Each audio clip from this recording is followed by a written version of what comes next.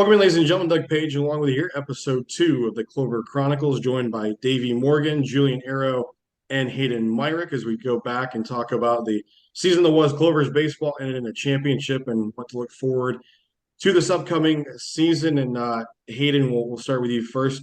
Last year, didn't give up an earned run for the Clovers.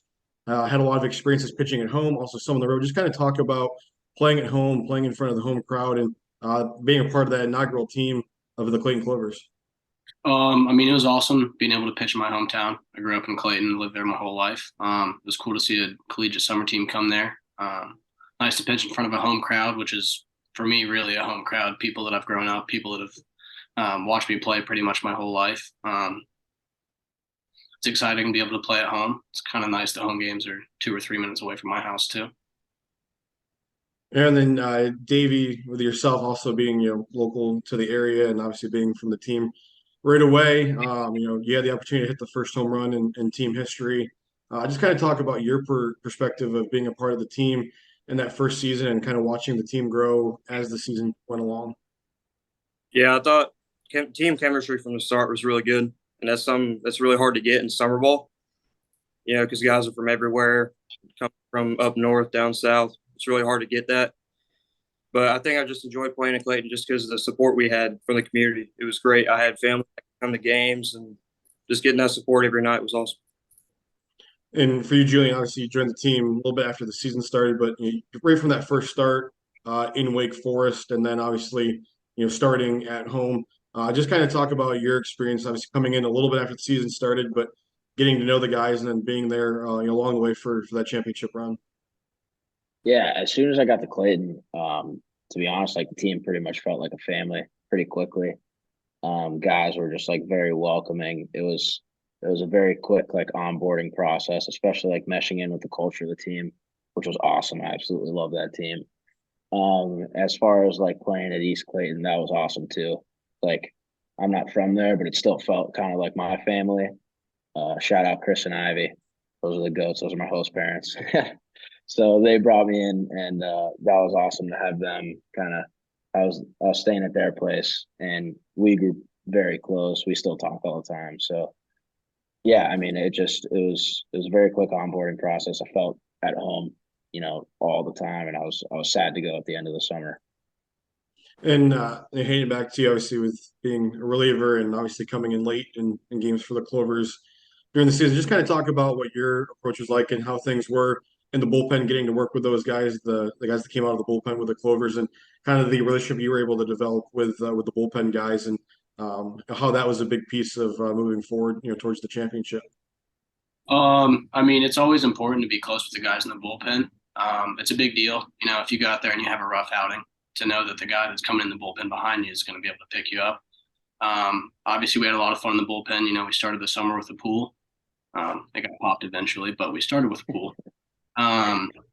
We had a lot of fun with it. A lot of fans coming down there and talking to us, getting to know us better. And I feel like this bullpen really developed as the season went on. Guys kind of figured out their role, figured out what they were good at and what they were going to be doing for the team. I just feel like the bullpen really meshed there at the end of the season. And then Davey, obviously, we alluded to earlier a little bit. Obviously, at the first home run in team history, it was in a nice comeback fashion at home against the Carolina Pirates. Just kind of talk about what that moment was like. Being able to get the first home run, but also too just being able to play in the number of games you did. Pretty big workhorse for the team over the summer. So just kind of talk about the experience of hitting that home run, getting that first home run in program history. For the Clovers, and then just kind of being a big part of the team on the offense. Throughout the year. Yeah, hitting that home run was big for me, just not only because it was the first one in history, but because that's why we were in the game. It was late. I think it was maybe bottom of the eighth inning, down by one, Yep. tied like a go ahead. So that felt good to get the guys going. I feel like that was a good kind of icebreaker for the team. It was early in the season. And as far as the season as a whole, I was kind of banged up all summer, but I pride myself in being able to go out there every day and compete and try to win games with the guys. And Julian, you had the first start for yourself at Wake Forest, but then you had your big start at home against the Pirates, and took a no hitter into the ninth inning. Just everything was working that night. 13 strikeouts. Just kind of talk about what it was like working with the catching staff. Obviously, Peter Maldonado, kind of a good number of your games behind the plate. So just kind of talk about, one coming in, joining the team a little bit late, but then the two first performances you had, 27 strikeouts to the first two starts. Just kind of talk about that and the relationship with the catching staff for the Clovers.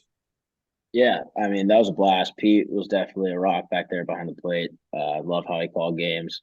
And especially that start against the Pirates was a fun one. I've never really done anything like that going into the ninth with the no hitter. Still a little bitter about that little jam shot that they called a hit, but but that was an awesome experience to have that. I think that was just a lot of fun at the park with the guys too. It's kind of in between innings. Everybody's kind of walking on eggshells around me. Everybody kind of knew what was going on, but nobody wanted to say it. But yeah, that one against the Fungo too, that was a good time. Playing them was always fun. Beating them was even funner. So we were able to get the win that day, which is what matters. And then obviously a big part of summer ball is, the fans and everybody, we get to see you guys for that short, 2 month stretch. It seems like the games go by so quick. Just kind of talk about with having played those summers in summer ball, how that kind of maybe helps or what it's like then going back to school and obviously getting ready for your guys' season. Some seasons starting a little bit earlier than others. I know, Julian, you're probably waiting a little bit longer to get your guys' season started, but just kind of talk about that experience of summer ball and then going back to your college and then getting ready for college ball, and just kind of that transition. For me, I mean, I committed to Mount Olive before summer lighting started, and then I joined the team, and I realized that there were 3 or 4 guys that already played at Mount Olive. So for me, I was able to build relationships with people that are going to be teammates when I go back to school, kind of figure out the program I'm coming into. But I mean, other than that, met a bunch of new guys. It kind of also helped with coming back to school. I would have an idea of like what I'm getting myself into there. And then Davey, what about for you? I know obviously you've played in for a couple different teams. Obviously, been a couple different the summer leagues. So, kind of talk about your experience, maybe from where it started out that first summer you played, collegiate summer ball to now that you've played a couple of summers. Has it changed? Has it made it a little bit more easy getting ready for your college season, or does it make it maybe a little more tiring knowing that you got those extra maybe 2 months to kind of play after your collegiate season gets over? Yeah, my first couple summers, I played with the Wake Forest Fungo, played with the Twins a little bit too, so very familiar with Boo. it. Sorry, Boo. sorry. But those first couple of summers were fun. I really enjoyed it, really learned a lot, especially from other guys from bigger schools on approaches to hitting and just a bunch of different things. But as I've gotten older, it's gotten harder to get through those summer seasons. Got to take care of my body more, but I still really enjoy playing this summer just because, just the camaraderie with the guys. I just love being out there to play every day. And then for you, Julian, with being a starting pitcher, I mean, that's always kind of one of the big things, at least that I've always heard, being involved in college summer ball innings are obviously always big. So kind of maybe talk about a little bit from your perspective, kind of what your idea is going into a summer ball season, maybe knowing you've pitched more innings than you were expecting or pitching less innings you're expecting. How do you kind of gauge what you're going to get from your summer ball season based on how like your college season went? Yeah, no, so I definitely threw a good amount of innings last year for our college team. And to be honest, I just kind of wanted more mound time. For me, that's like the biggest thing. It's just getting out there, like pitching more. And it's my last year playing ball, so I might as well do it as much as I can. So whenever Landry needed somebody, I was always happy to kind of be that guy. Just give him a couple innings, give him my best, even if I wasn't fully rested, which is a little different than a lot of people kind of approach summer ball. There's always kind of that um like dichotomy of guys that want to win, which is not very often in summer ball, and then guys that are kind of just there because their coaches made them go. But I felt like the Clovers definitely was just guys that want to win and have fun. It didn't really feel like it was an obligation for anybody. So that was definitely an awesome experience, and I think that's the reason why everybody was so close. And then just to kind of get to wrap up this episode of Clover Chronicles, what's one thing that you guys can just answer? What's one thing that you're kind of looking forward, obviously, to this upcoming season, new league for the Clovers? Going to be some new competition, some familiar faces coming back to the team. So, kind of, what's one thing you're going to look forward to this upcoming summer in Clayton? I mean, it's going to be nice to play some new teams. A lot of those boys are going to learn some new chirps for sure. Here, out of the dugout for sure. It's always nice to face new competition, though, seeing some new faces. I feel like I kind of got repetitive facing the same guys, facing the same batters. It'll be nice to face some new competition, really test us. What about for you, Davie? Yeah, I'm just really excited to get into that new league and kind of see what the competition is going to look like just across the board from the starting pitchers, relievers to the position guys. Just I'm interested to see how they're going to compete against us and what they're going to throw at us, and that's mainly what I'm looking forward towards. Yeah, I'm just excited to watch the boys work. Unfortunately, I won't be there. Unfortunately, I need to get a big boy job, and start my life. But I'll be watching the boys with Doug, broadcasting in the background. So just excited to see everybody. I also love seeing where everybody goes, like to school and how their school seasons go. So that's another part of kind of what I love about summer ball. All right, so then one final question here to wrap the show up.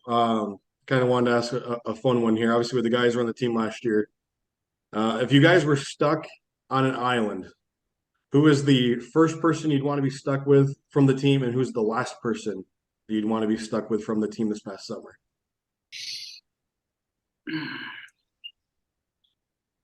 I need a second for this one.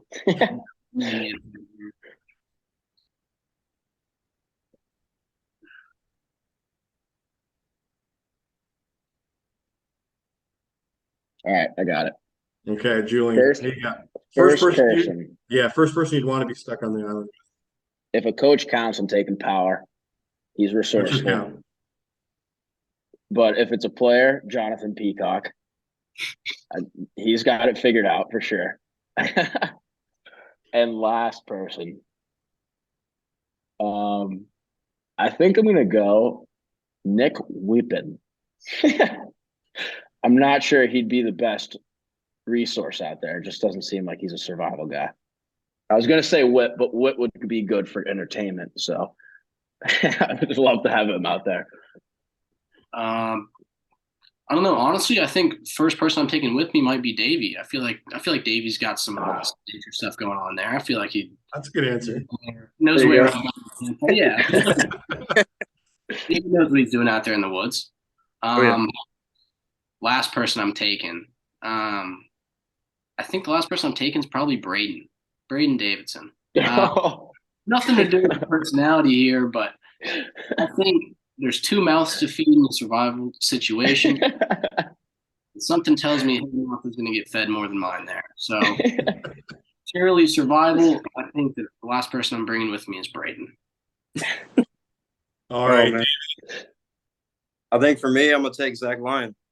Just because me and him have grown up together, I know him real well, and he's low maintenance. He ain't going to cause no problems. Stay in his lane, no issues. Okay. Person I'm not taking definitely is Matt Pannoni. This dude has no feel whatsoever. That was actually a name that I had up on my list. Probably somebody that might be mentioned, but yeah. Yeah, dude has no clue at any point in time. All right, guys. Well, thank you for joining me here on the second episode of the Clover Chronicles. It was great to see all of you guys, and best of luck as your seasons are just underway and getting started. Hopefully, you guys have some good numbers put up. Obviously, I'll be watching along with your seasons, and yeah, thanks for joining me and taking the time to talk some Clovers baseball and get us excited for this upcoming summer. Absolutely. Thank you for having us. Yeah, appreciate it, Doug. Get lucked. Absolutely. Get lucked. Good luck.